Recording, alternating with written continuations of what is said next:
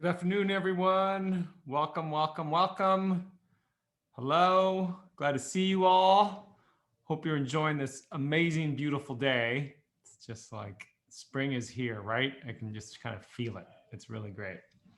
Um, let's see. We are right in the middle of talking about chapter 19, thermodynamics and entropy and spontaneity and all that good stuff. We're going to jump right into it here unless there's any questions to start. So let me just pause for a minute and see if anybody has any questions about anything. And I love the music discussion, by the way.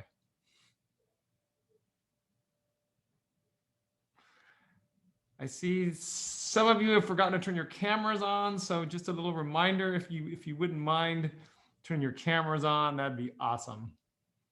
It helps me so much to see your reactions when I cover material. Thank you. Okay, I don't see any questions. So let's jump right into it. Where you saw a couple, you watched the videos, hopefully before class, the pre-lecture videos, and we're going to go over that material. So if you remember last time, we were talking about entropy, right? And the entropy of the universe, we said was a criterion for spontaneity, right? The second law of thermodynamics tells us that for any process, if the entropy change of the universe is greater than 0, right, then that process will be spontaneous, okay? Now, we also saw that it wasn't enough to consider just the chemical system, right? A chemical system can actually have a decrease in entropy, like for example, when water freezes, and still be spontaneous, right? Because water freezes spontaneous below 0 degrees Celsius. So we have to take into account the change in entropy of the surroundings as well, all right? And it's that sum of both of those, the change in entropy for the system plus the entropy change for the surroundings, that determines spontaneity, right? And if the sum of those is positive, then this process is spontaneous. If it's negative, it's not spontaneous. And what we saw for water was that below 0 degrees Celsius, delta S universe was positive.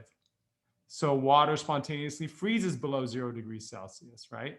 Above 0 degrees Celsius, delta S universe was negative, and so water does not spontaneously freeze above 0 degrees Celsius. And that's because of the temperature dependence of entropy, right? When you put energy in a system that's cold, delta S is large, right? When you put energy into a system that's warm, delta S is small, right? And we used sort of the $1,000 giveaway analogy, right? When you give $1,000 to a poor person, their change in net worth is big. When you give $1,000 to Oprah, the change in net worth is small, right? So keeping that in mind, we in chemistry, we focus on, even though we can do calculations for delta S universe, it turns out to be more convenient to focus just on the system and kind of forget about the surroundings. And the quantity that does that for us is this quantity called delta G, all right? And delta G is the change in free energy. And what we saw last time was that delta G is equal to the sum of delta H for the system minus the temperature times delta S for the system. So now when we're talking about delta G, we don't have to really think about the surroundings. We just think about the system, okay? And what we found was that delta G was proportional to negative delta S universe, right? So the criterion for spontaneity becomes if delta G is negative, right? Delta G is negative, then the process is spontaneous. And if delta G is positive, right, then the process is non-spontaneous. Okay, so we're going to switch from focusing on delta S universe to focusing on just delta G. And delta G is always for the system and only for the system. All right, but it is proportional to negative delta S universe, which is why we like it so much and why we can use it. Okay, now delta G has two parts, delta H which we learned about last semester, right? Delta H is this change in enthalpy for the system. And what it is, for a chemical reaction, it's the amount of heat that it gives off or absorbs under conditions of constant pressure, okay? And what did we learn? We learned that a negative delta H corresponds to an exothermic reaction, all right? And a positive delta H corresponds to an endothermic reaction. And the way we think about this in terms of delta H, right? Energy or enthalpy is kind of like currency. We can sort of think of it like money, right? And if you put money into your checking account, that's like a system absorbing energy, and that carries a positive sign, right? So delta H positive, right? That is endothermic. Energy is going into the system, right? Delta H negative, that is exothermic. That's energy going out of the system, right? Like a withdrawal from your checking account. Money going out of your checking account carries a negative sign, right? So that's delta H. And then we subtract out minus T delta S. Delta S is a change in entropy for the system, which we've already been talking about this whole chapter, right? So let's focus in on this a little bit. And what we see is that free energy is this criterion for spontaneity that we were after. So remember I said that for mechanical systems, you can always say that a mechanical system goes towards lower potential energy, right? We learned that in physics. For chemical systems, the system will go towards lowest free energy. All right, so free energy for chemical systems is kind of like potential energy for mechanical systems. So if you have some reaction, like let's say the formation of ammonia from nitrogen and hydrogen, right, which you can see here, you can make a plot of free energy as a function of the equilibrium, as a function of the mixture, right? So this here, this axis would be, on this side would be all reactants, and on this side would be all products, all right? All reactants, all products. And what we see is when you have all reactants, the reaction is going to fall down. It's going to go lower in free energy, free energy, free energy until it gets to the bottom, right? And then it's going to stop. And notice there's a mixture of reactants and products, right? So that's when we've reached equilibrium, is at the bottom of that free energy curve, all right? Endothermic reactions are the ones that feel cool to the touch. That's correct. So an exothermic reaction gives off heat. So for example, burning natural gas on a stove, that's an exothermic reaction, right? It gives off heat. You can feel the heat that it's giving off, right? An endothermic reaction is like a chemical cold pack.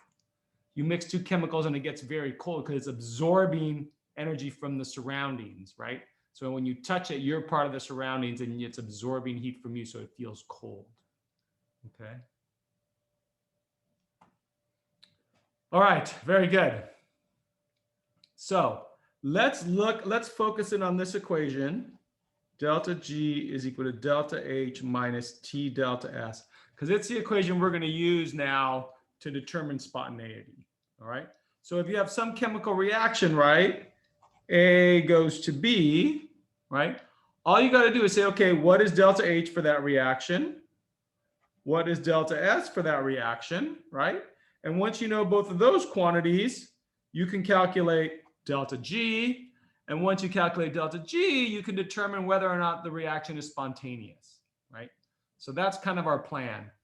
We already know how to calculate delta H for reactions from last semester. Do you remember that?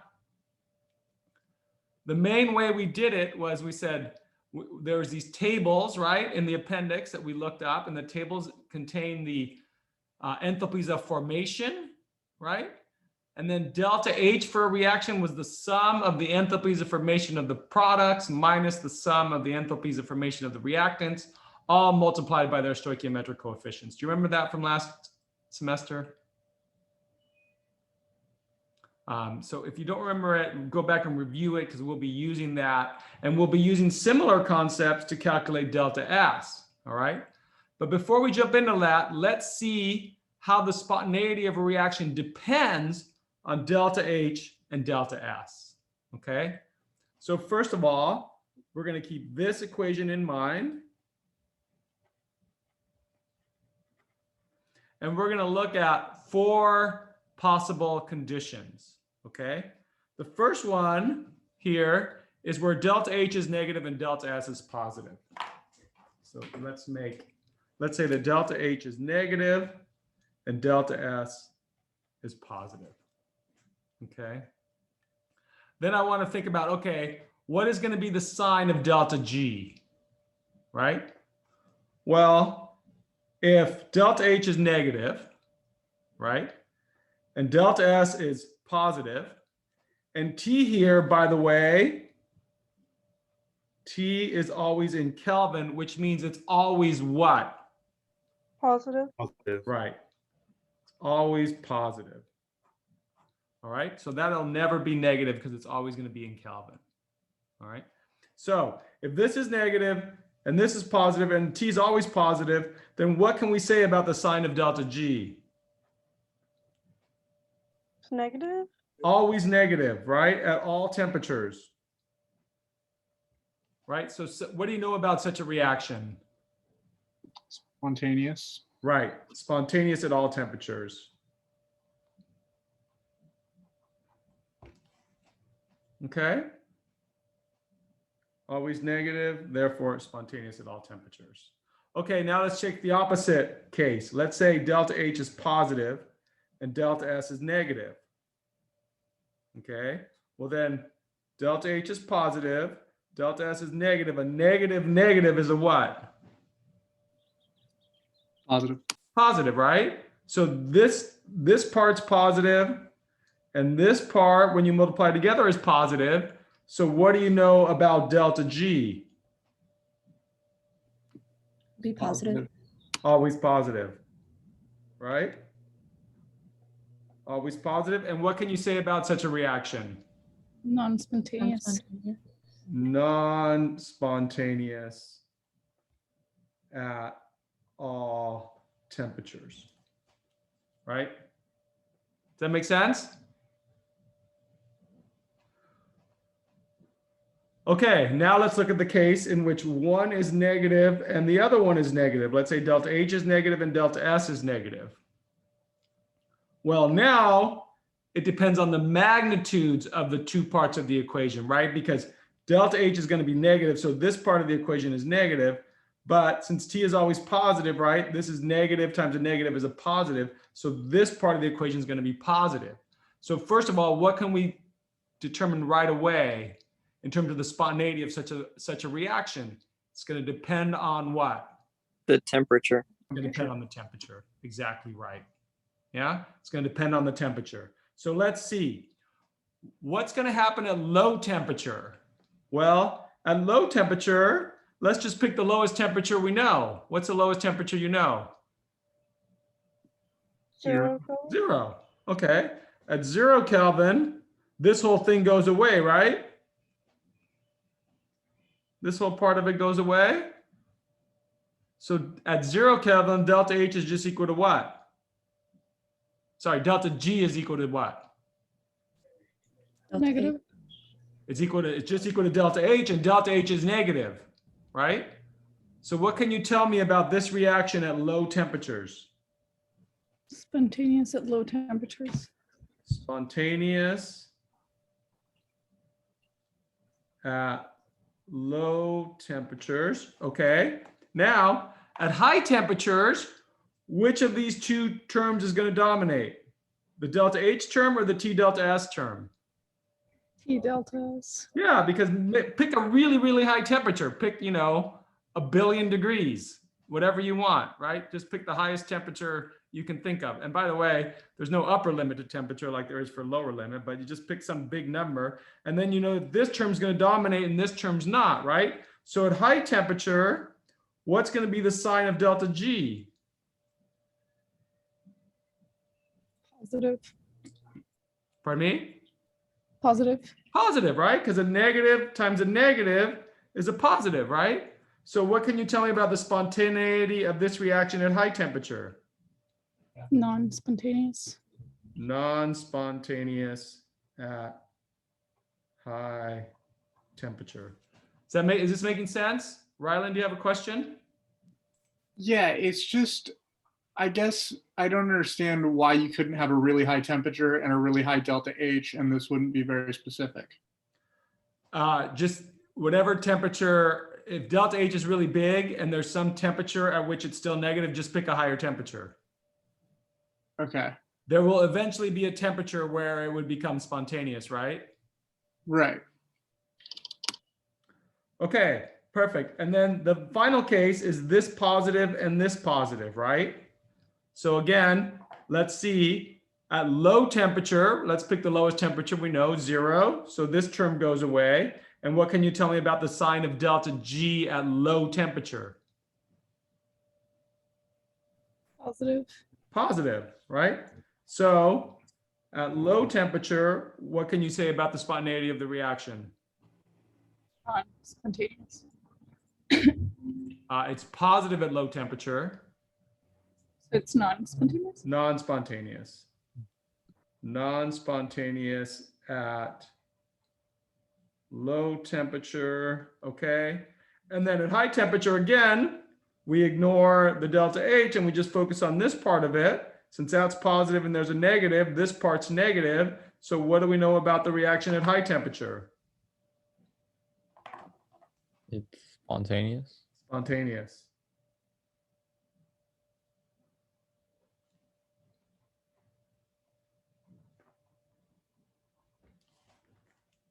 Okay, so there you have the 4 possibilities. It's a little bit neater here on this graph, right?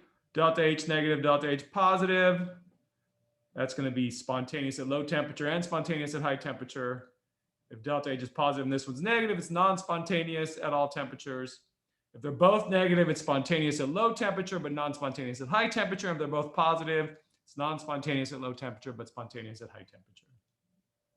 Okay. Does that make sense? All right, let's see if you can answer this question. And I'm going to give you a hint.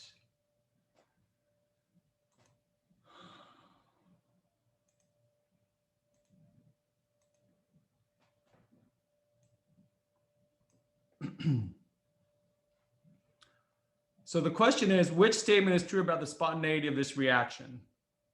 All right. So in order to answer that question, you have to figure out the sign of delta H and delta S for this reaction. Okay.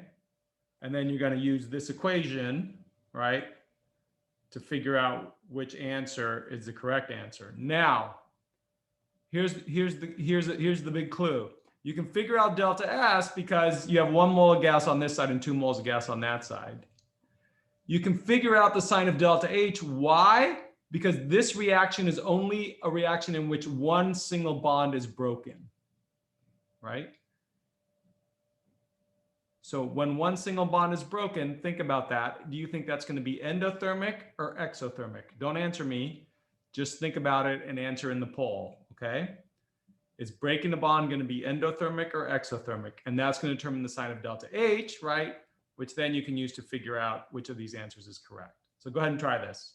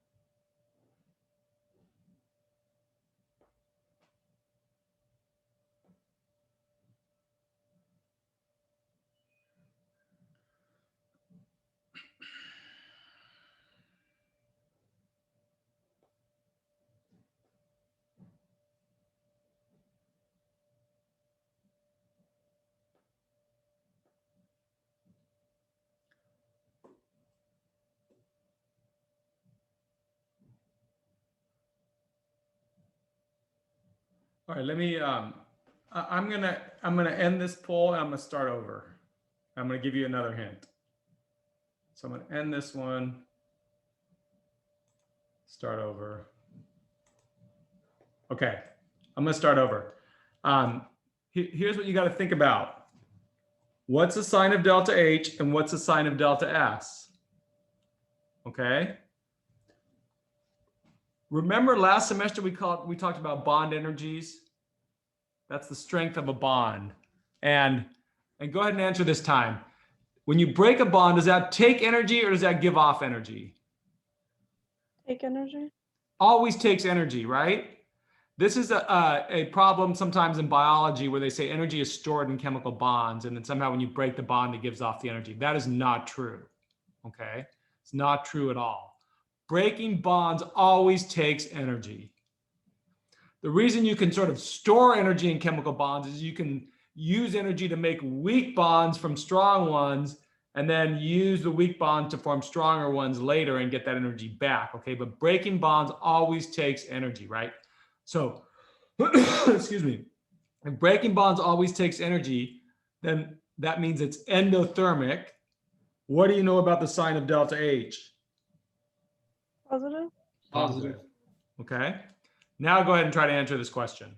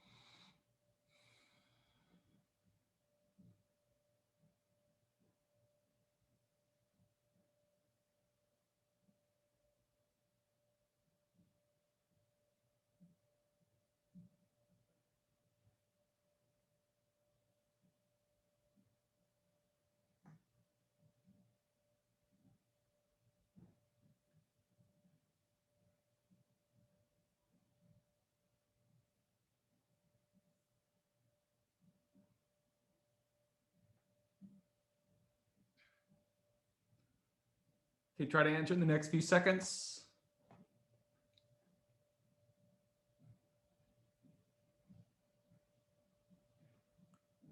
Okay, I'm going to end it there and show results. Okay, so the right answer was indeed D. All right. And so why is that? Well, delta H is positive. If delta H is positive, then what's the sign of delta S? Well, notice here you have 1 mole of gas. Here you have 2 moles of gas. In any process in which you increase the number of moles of gas, what can you tell me about the sign of delta S? It's positive. Positive, right? When you remember that, it allows, when you take 1 mole of gas and make it into 2 moles of gas, right? You disperse energy. The energy that was more trapped in 1 mole can now go into 2 moles and be more spread out, right? So that disperses energy. So that's also positive. Okay, so they're both, delta H is positive and delta S is positive, right?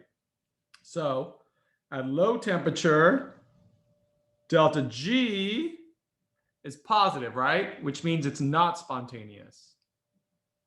At high temperature though, right? This term dominates, and this term you can just assume is not there. And you got a negative delta G, right? So this is not spontaneous at low temperatures, but spontaneous at high temperatures. All right. The correct answer was D. Now, this actually is pretty profound.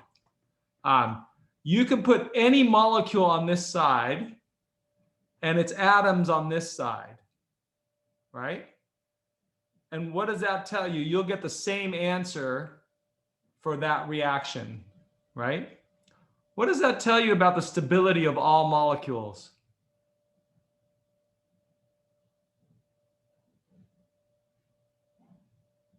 They're unstable.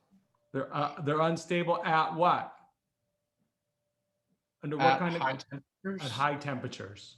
Okay. All molecules will decompose at high enough temperatures.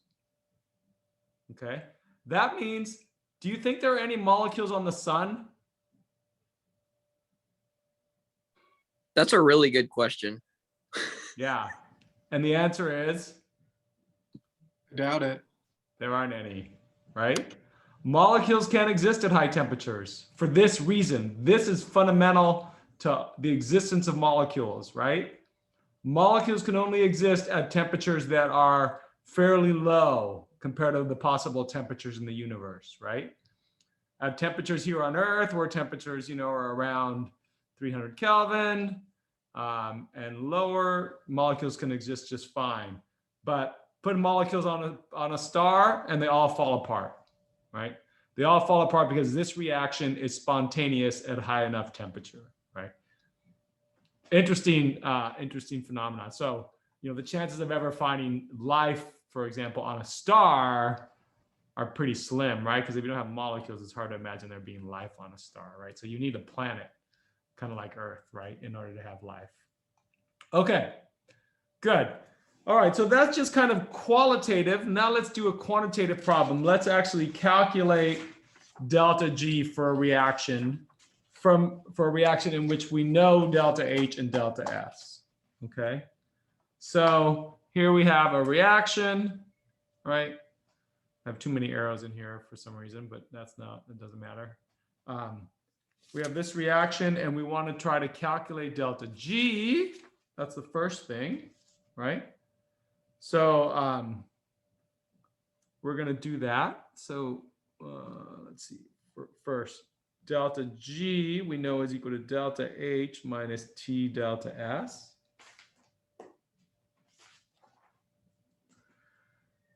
And we're given these quantities, right? And they're asking us to find it at 25 degrees Celsius. So delta H is, now the thing you want to be careful with in this equation when you use it, right, is that oftentimes delta H's are given in kilojoules and delta S's are given in joules or joules per Kelvin, right?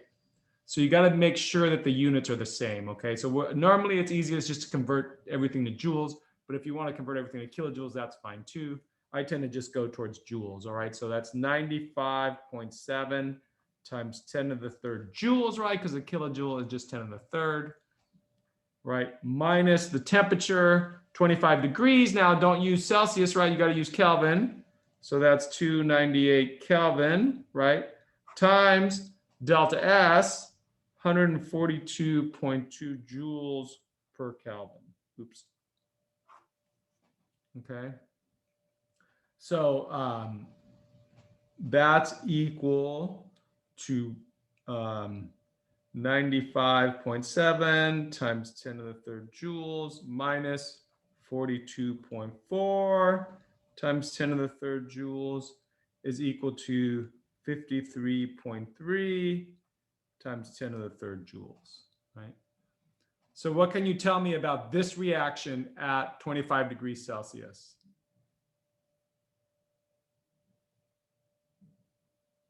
Non-spontaneous. Non-spontaneous, right? And how do you know that? Because it's positive. Because it's positive, Positive. right? Positive delta G is non-spontaneous. Okay?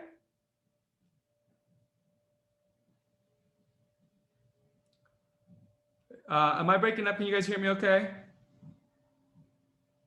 Awesome. Okay, great. Now, the next question is, if the spontaneity of the reaction depends on temperature, well, first of all, does it depend on temperature? This is positive, this part's negative. So is this going to depend on temperature? Yeah. Yeah. Okay, it does. So the next question is, if it depends on temperature, determine the temperature at which the reaction just becomes spontaneous. Well, if we look at this equation, right? We know that this part is positive. We know that delta S is positive. So this whole part over here is negative. And the higher the temperature, the more this part dominates over that part, right? So all we got to do is say, okay, at which temperature is this thing going to turn negative? Well, all we got to do is set that equal to 0, right? And that's a temperature at which it just turns negative, right? You see that? So all we got to do is we say, oh, okay, Well, we'll set that equal to 0. 0 is equal to delta H minus T delta S. And then T delta S is equal to delta H, if I bring that to the other side.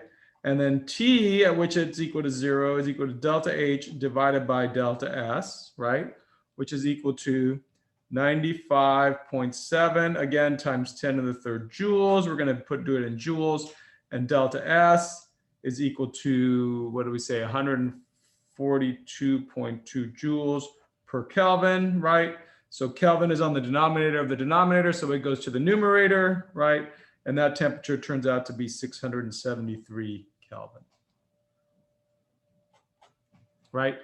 So in other words, this reaction is not spontaneous at 298 Kelvin, but as you raise the temperature, eventually this term becomes exactly equal to that term, at which point delta G is 0, right? That's the point where just above that temperature it becomes spontaneous. What temperature is that? 673.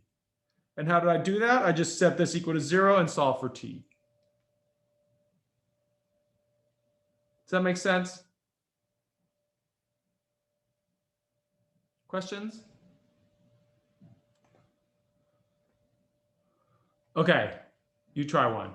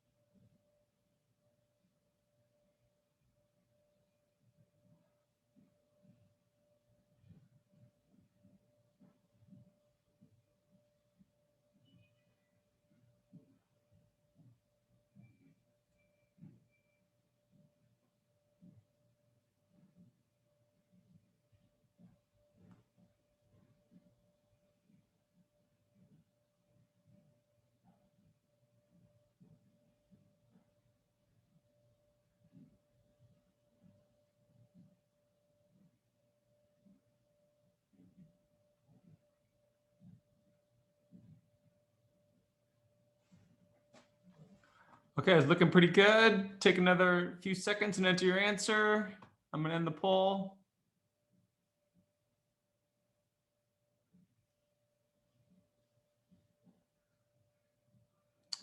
All right. So the answer was E, and look at how many of you got that. Great job. Great job. The way you do that is you just set delta G equal to 0, right? So delta G is equal to delta H minus T delta S, right? You're given that this is positive, right? And delta S is positive, right? So you know that at low temperature, delta G is positive, right? And as the temperature gets higher and higher, there will be a temperature when it becomes negative, right? And that's a temperature at which it becomes spontaneous. So then you just set delta G equal to 0, and you get that delta H is equal to T delta S when delta G is equal to 0. So you solve that for T is equal to delta H divided by delta S. And when you just plug in those numbers, you get 983 Kelvin. Okay, so nice work. Good job. Almost all of you got that. Excellent. Okay, great. So now we're very close to being able to calculate delta G for any chemical reaction, right? Because we already know how to calculate delta H for any chemical reaction, right? From last semester, delta H is the sum of the enthalpies of formation of the products. Remember that equation, minus the sum of the enthalpies of formation of the reactants, all times their stoichiometric coefficients, right? The equation was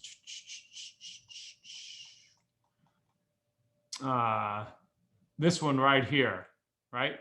Delta H reaction is equal to the sum of the heats of formation of the products times their stoichiometric coefficients minus the sum of the heats of formation of the reactions, all times their stoichiometric coefficients, right? And remember, these heats of formation are quantities you look up in Appendix 2, okay? Those are the quantities you look up in Appendix 2 of the book, right? So for any chemical reaction, you can calculate delta H, all right? So the only other thing we need then is, well, how can we calculate delta S for a chemical reaction? Well, it turns out you can calculate delta S in a very similar way, all right? If you think about it, what we were doing with delta H, right? Delta H was equal to the H's of the products, right? Minus the H's of the reactants. Oh, sorry, Troy. I think you need to scroll down a little bit. Yeah. Delta H is the H's of the products minus the H, but these are actually delta HFs. And it's times their stoichiometric coefficients like that equation I just showed you. But you may not remember this subtle point, but when we're talking about changes in enthalpy, okay, we said there was no natural sea level, right? So just like when you specify altitude, right, or elevation on Earth, we have to decide on what 0 is, yeah? Do you remember this from this discussion from last semester? For elevation, what do we decide 0 is? Sea level? Sea level, right? And so there are some elevations above sea level, like, you know, in the mountains or even most of what land is. And secondly, don't worry about this too much. And there are some places that are below sea level, right? Like Death Valley, for example, right?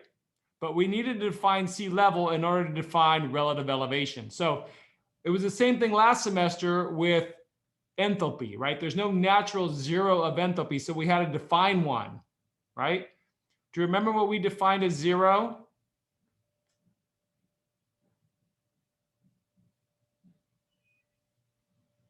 Does anybody remember what we defined as 0? Is it like a standard state or something? Yeah, it was that? free elements in their standard states, right? We said all free elements sort of existing in their standard state. So things like hydrogen gas, right? Or carbon solid, or, you know, any free element in its standard state, its sort of natural state at 25 degrees Celsius. We said that's going to be 0, right? And then we measured the enthalpies of formation of compounds relative to that zero, right? And do you remember the delta HFs for most compounds, were they below sea level or above sea level, where sea level was the pure elements? Do you guys remember that from last semester? Is it above? It was below, right? What does that mean? That means that when you form a compound from its elements, generally speaking, right, what happens? Energy is given off. Okay? So delta H is when you go from sea level, pure elements, to compounds, energy is given off. But that doesn't really, I want you to kind of understand that. But the bottom line is that you can get delta H for any reaction from those heats of formation, which are defined that way. Okay? And we had to define a zero. Now, turns out we can do the same thing for entropy, but we don't have to define a zero because there is an absolute zero of entropy. All right, so it doesn't have to be randomly defined. All right, and the absolute zero for entropy is the entropy of a perfect crystal at 0 Kelvin. All right, so think about this. If entropy is energy dispersed per unit Kelvin, and at 0 Kelvin you have no energy, right? Then you have no entropy. All right, so the entropy of a perfect crystal at 0 Kelvin is 0. Now, what happens as you warm it up? Well, you start to put energy into it, right? And so energy starts to get dispersed in this perfect crystal, and its entropy goes up. Okay, so entropy goes up with increasing temperature. So it turns out that entropy, since it's joules per Kelvin, is very sensitive to temperature, right? As you put more energy into something, its entropy tends to go up. All right, so what we can do then is say, okay, if this is the absolute zero of entropy, right, then we can use that as sea level, right, and then measure the entropy of everything else relative to this. Okay, and by the way, this is specified by the third law of thermodynamics. So, you know, we've learned the first two already. Energy is conserved was the first one, right? Second law of thermodynamics was that energy is dispersed in all spontaneous processes, right? And the third law of thermodynamics says that the entropy of a perfect crystal at 0 Kelvin is 0. Okay?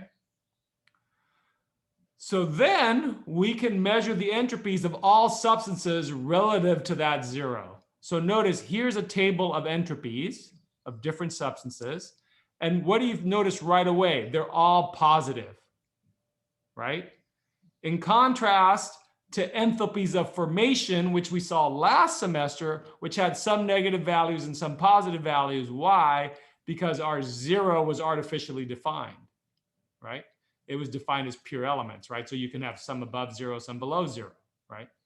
Not so with entropy. Entropy is always positive.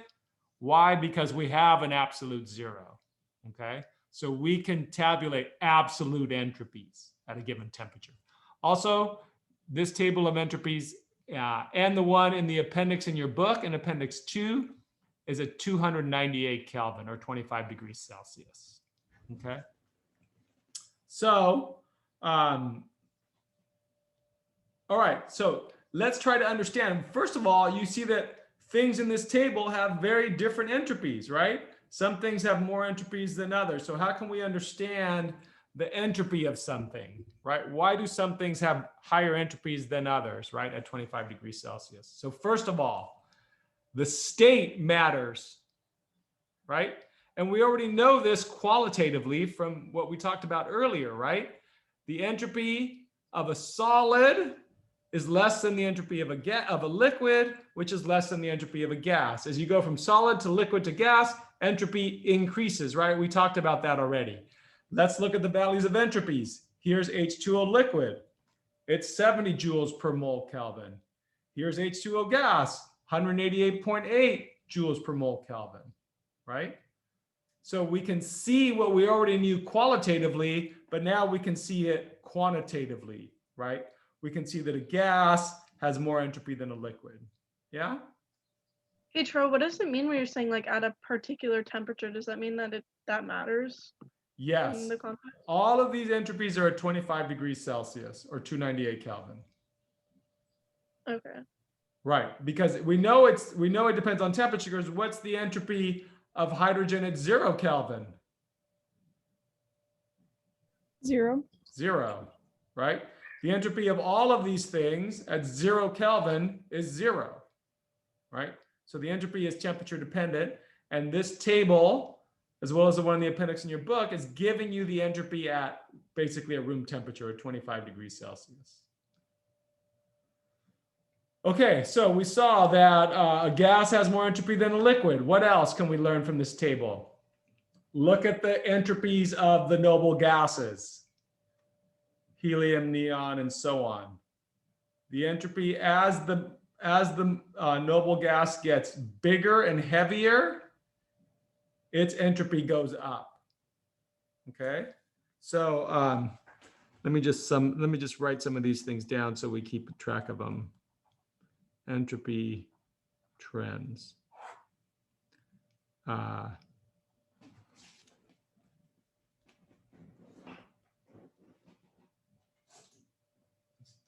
is trying on me. Entropy increases from solid to liquid to gas. All right, that's the first thing. Second thing, as the molar mass goes up, entropy goes up. So entropy, you notice there's a little tro right here in entropy.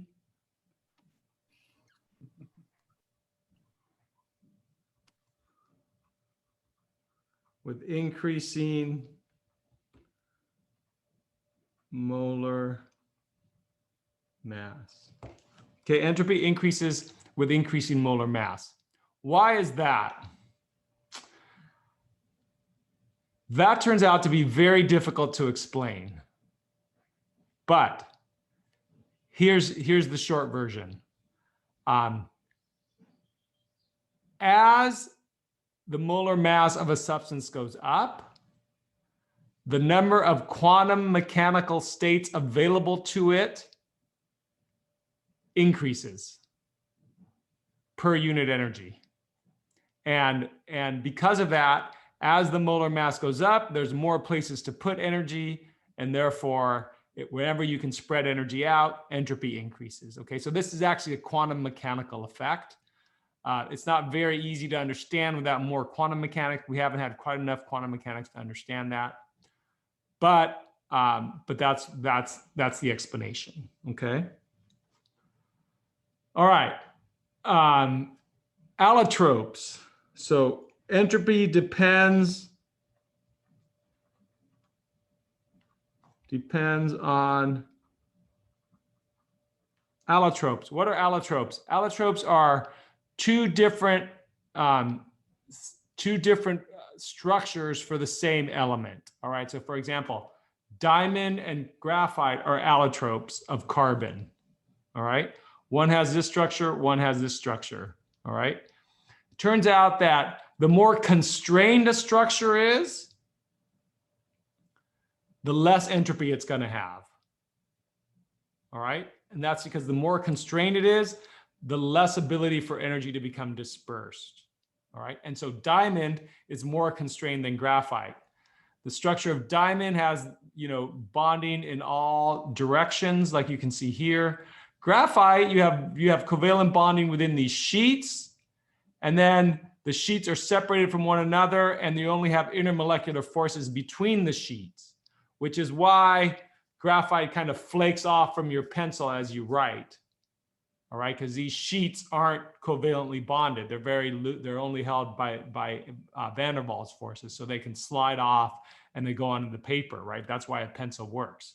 Try writing with diamond, of course, that wouldn't happen, right?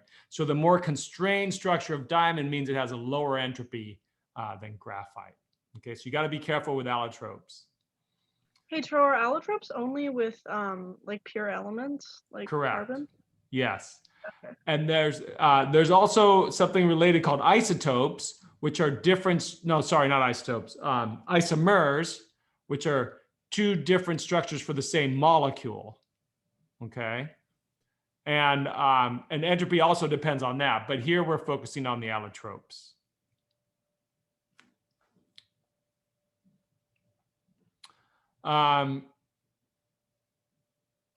There's a question about degrees of freedom in the molecule, and the answer is yes. The more degrees of freedom there are, the more places there are to put energy, and therefore entropy increases with more degrees of freedom. Okay, molecular complexity. Entropy increases with molecular complexity. So as molecules get more complicated,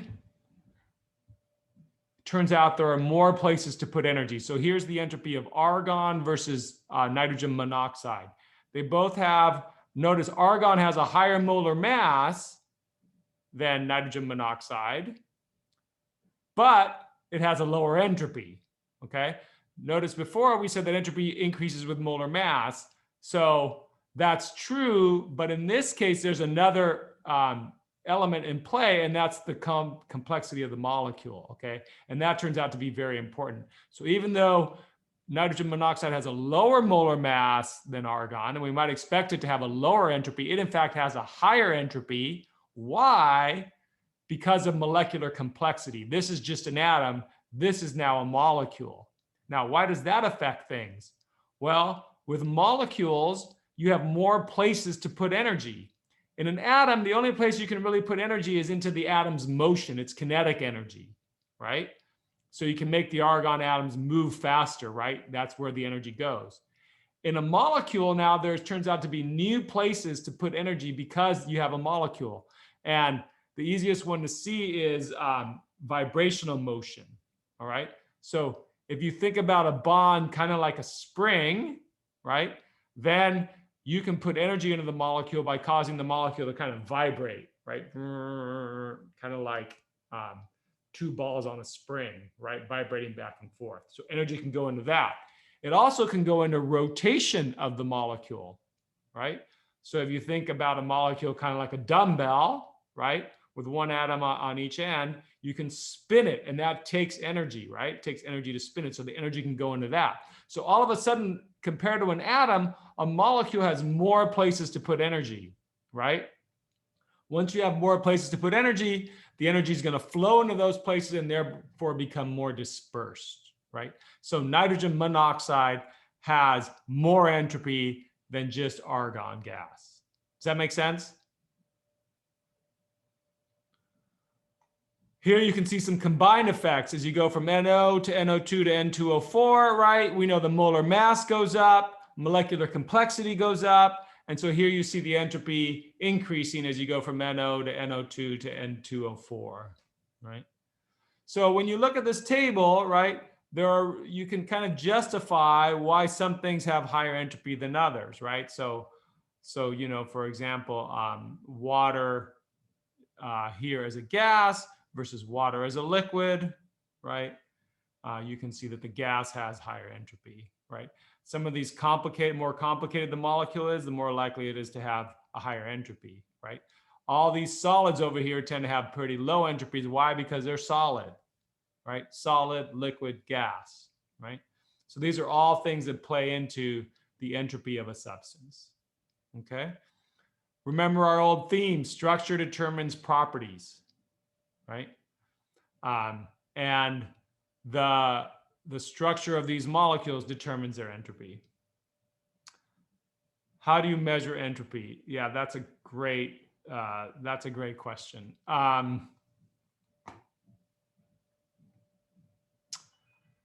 You basically measure the energy that you can disperse into a substance at a given temperature.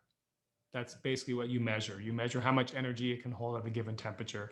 The definition of entropy, S equals K ln of W, right, is the fundamental way you can calculate entropy. If you were to know W, right, the the number of energetically equivalent states. And you can do that as well. It's not easy and we can't do it at this level, but there is a field called statistical thermodynamics where you do exactly that, where you can actually go from a quantum mechanical description of a molecule and then calculate, for example, its entropy at room temperature. Okay, very good. What else? Okay, so we did that, we did that, we did that. Combined effects. Okay, the next thing is that, remember we said also at the beginning that a solid dissolved in a liquid, so in other words, aqueous, had more entropy than the solid itself. And here we see an example of that. KClO3 has an entropy of 143.1 joules per mole Kelvin, but you dissolve it in water and now it has a much higher entropy. Again, why? Because the energy now, instead of being confined in the solid, is dispersed over the entire solution, right? And you can see quantitatively here the effects of that. Okay, so then this table and the tables like it that include even many, many more substances can be very useful, right? Because then now we can calculate delta S for a reaction, right? And that's going to be the entropy of the products minus the entropy of the reactants, right? Because delta anything is final minus initial. So the change in entropy is the entropy of the products minus the entropy of the reactants. And using these tables, we can use this equation, which should look a little bit familiar because it's similar to the one we used before for enthalpy. This just says you take the entropy of the products, right? That's this, which you look up in a table, times their stoichiometric coefficients. You sum them up, minus the entropy of the reactants times their stoichiometric coefficients.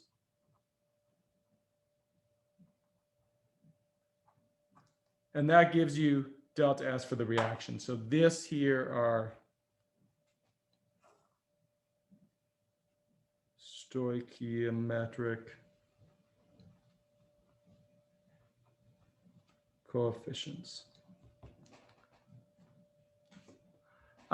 Yes, the last one was solutions. When you take a solid and you dissolve it in solution, that has a higher entropy in solution than it did in the pure solid. Okay. Okay, so then we can use this equation to calculate delta S for any reaction. So let's just practice that. Okay. Let's say we have this reaction. 4 ammonia plus 5O2 goes to 4NO plus 6H2O. We go to the table in Appendix 2 and we look up the entropy of each of the substances, right? So the entropy of ammonia is 192.8. We look up oxygen is 205. Notice a very big difference here between entropies and enthalpies of formation, right? When you look up entropy of formation for something like oxygen, do you remember what it was? Since it's a pure element? 0. 0. Correct. It was 0, right? That's not true for entropies. Why? Because for enthalpies, we had to define a 0, and we define a 0 as pure elements. But for entropies, we have a natural 0, right? So elements do not have entropies of 0, right? They have given values of entropies, which you have to look up, okay?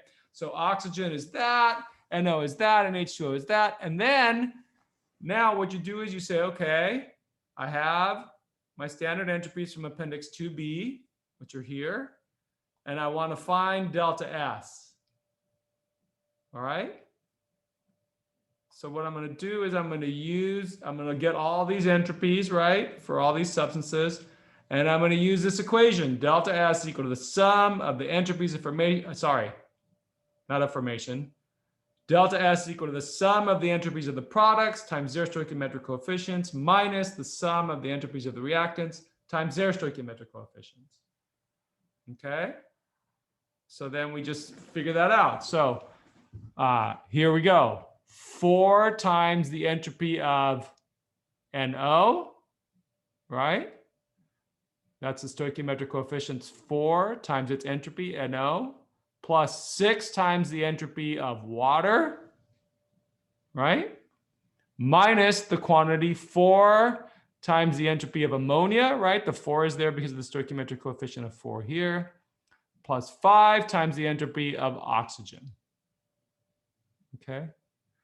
And we then plug in those numbers from the table. 210.8, 188.8 for water, 192.8. Be careful when you're plugging in entropies for things like water, right? Make sure you're using the right state. In this case, it's gaseous, right? So you got to find the entropy of gaseous water. Remember, the entropy of liquid water is different, right? Okay. And then 5 times oxygen, there it is. And you add that all up and you get 178.8 joules per Kelvin. Okay. So that's delta S for this reaction. Now, let's see if we can kind of make sense of this delta S. First of all, it's positive, right? Delta S is positive.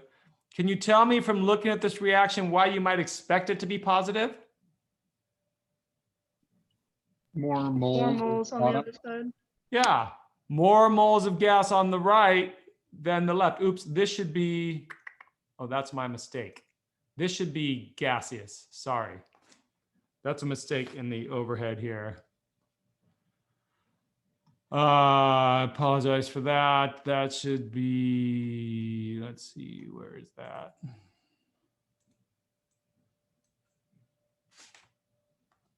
That should be gas because that's gas.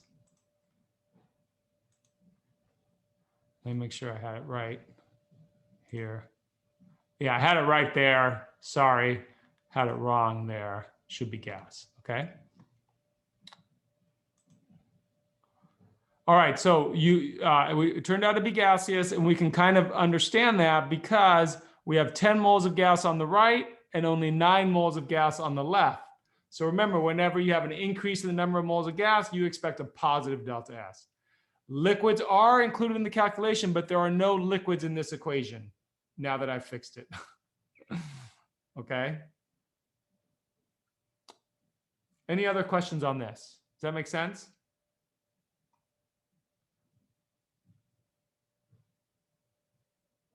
Okay.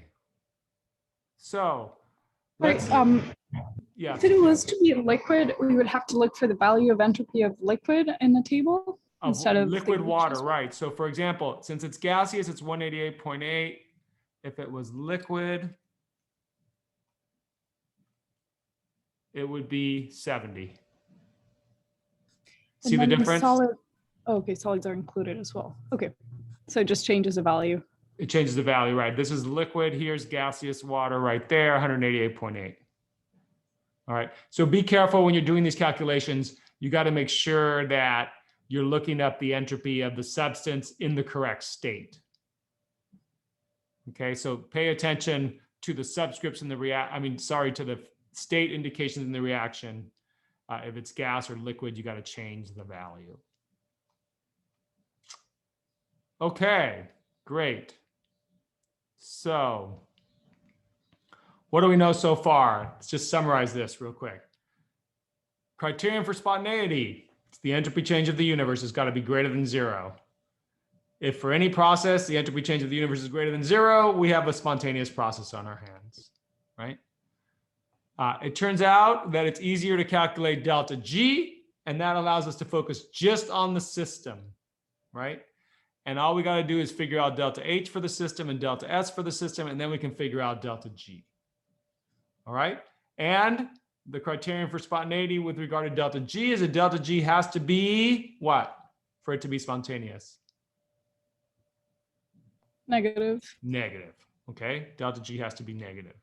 So then we found out, oh, awesome. We can calculate delta G for any reaction because we can calculate delta H for any reaction.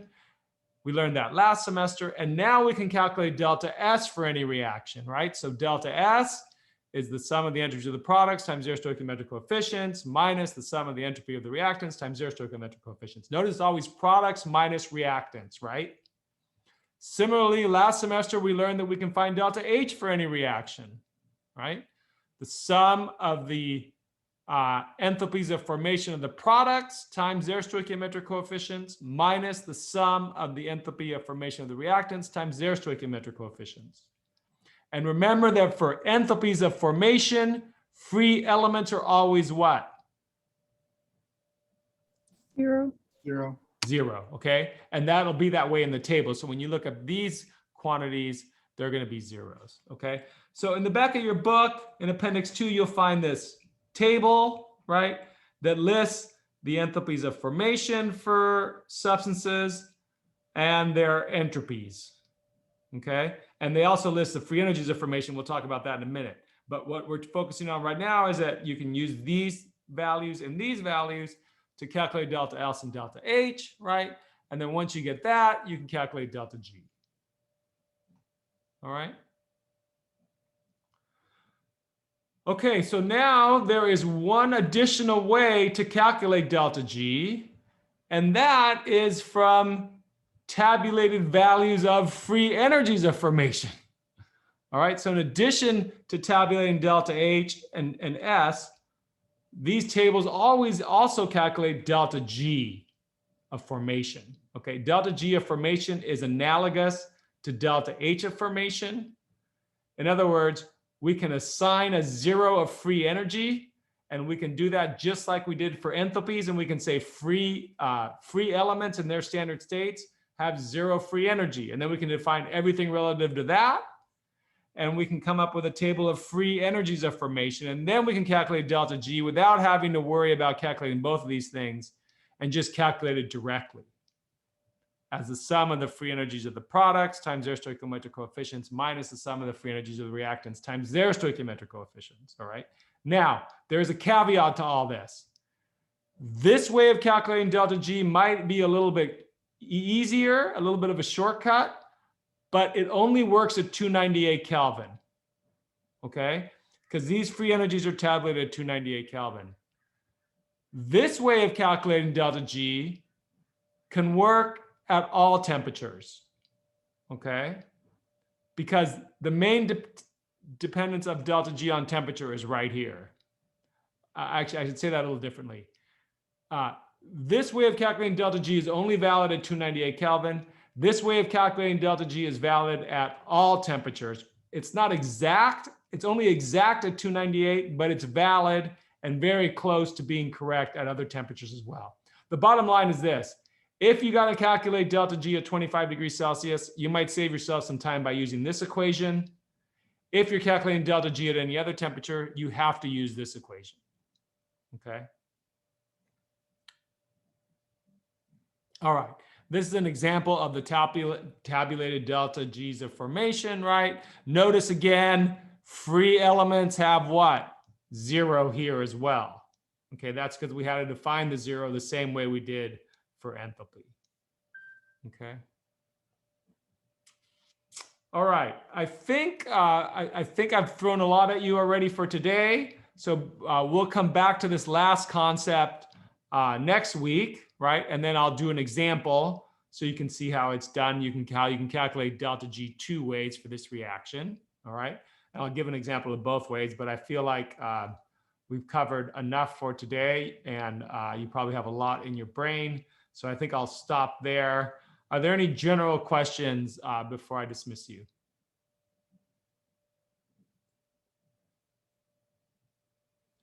I will, of course, stick around to see if there are any other questions, but if there are no general questions, then I'll go ahead and let you go a little early even, it looks like. Thank you very much for your attention, your hard work. And I'll see you all next Monday. Enjoy the rest of the day and the weekend. Boy, it looks like we're going to have some great weather. So, bye.